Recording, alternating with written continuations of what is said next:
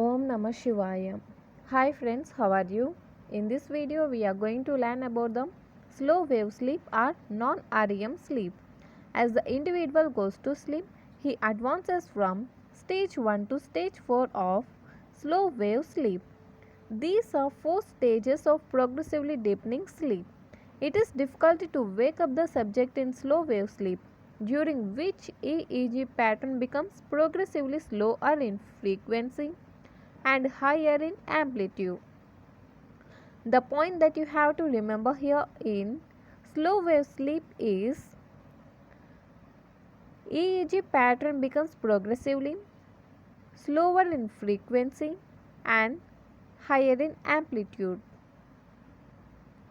As showing in this figure, slow wave sleep is progressively slower in frequency and higher in amplitude. See one by one. This is stage 1, stage 2, stage 3 and stage 4.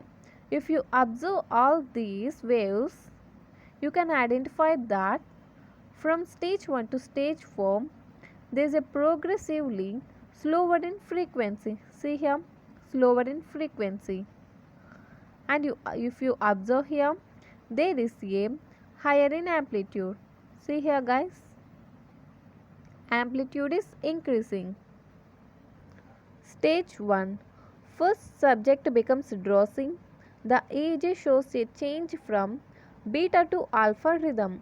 Immediately, light sleep begins, during which the alpha rhythm is replaced by higher frequency and low amplitude EEG waves.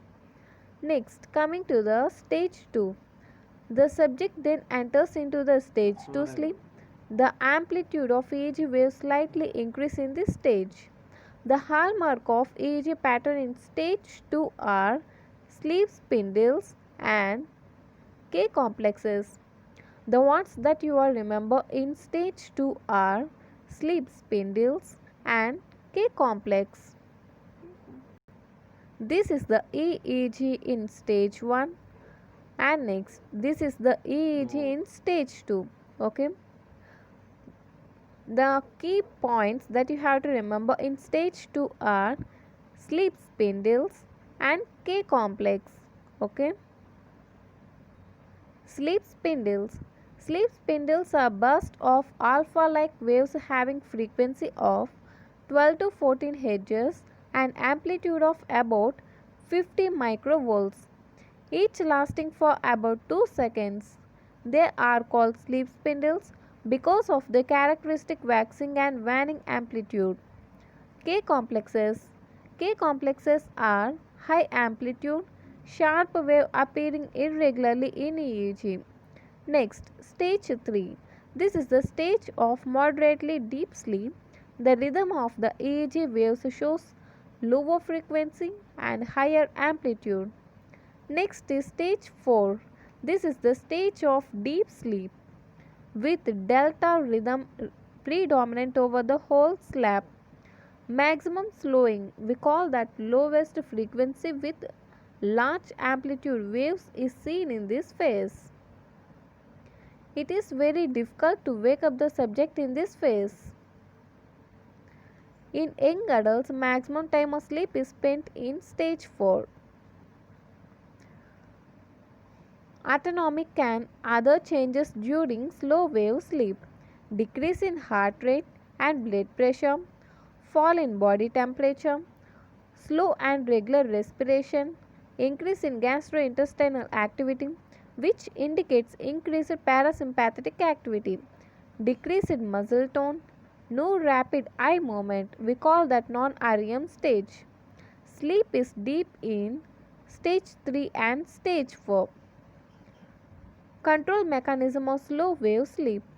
Mechanism controlling slow wave sleep may be broadly classified into neural and chemical mechanism. Okay. First, neural control mechanism. Neural control mechanism of slow wave sleep may be subdivided into 3 categories: afferent control, central control, circadian control. First, afferent control.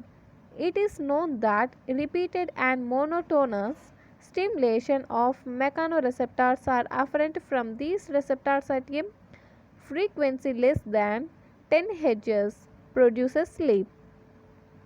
This is mediated by low frequency stimulation of brainstem and other areas that activates the sleep producing areas in the brain. Next, central control. There are three brain areas that on appropriate stimulation produces slow wave sleep. These sleep zones are diencephalic zone, medullary zone and basal forebrain zone. Next, diencephalic zone. This zone is formed by posterior hypothalamus and intralaminar and anterior thalamic nuclei close to hypothalamus. Low frequency stimulation of this zone produces EEG pattern that resembles slow wave sleep. Next, medullary zone. The reticular formation at the level of nuclear tractus solitarius in medulla constitutes the medullary sleep zone. Low frequency stimulation of this zone produces slow wave sleep. Next, basal forebrain zone. Preoptic area of hypothalamus and diagonal band of Broca from this zone. Weight stimulation produces slow wave sleep. Next one is circadian control. It was observed in experimental animals. This destruction of suprachiasmatus nucleus disrupts many behavioral and circadian rhythms including the sleep-wake cycle. The suprachiasmatic nucleus is the biological clock which is influenced by light-dark cycle through retinohypothalamic pathway. Thus, day and night variation controls sleep by influencing inherent rhythmic discharge of the biological clock. And the next is chemical control mechanism. Center for mechanism gardening, non-REM and REM sleep lie in pons, which is influenced by serotonin, norepinephrine, acetylcholine, adenosine and prostaglandins. First, serotonin. It is clearly known that serotonin agonists suppress sleep and serotonin antagonists induce slow wave sleep. Serotonergic projection from raphe nucleus to thalamus and cortex play a role in the control of sleep. Norepinephrine. Cells in the locus coeruleus release norepinephrine.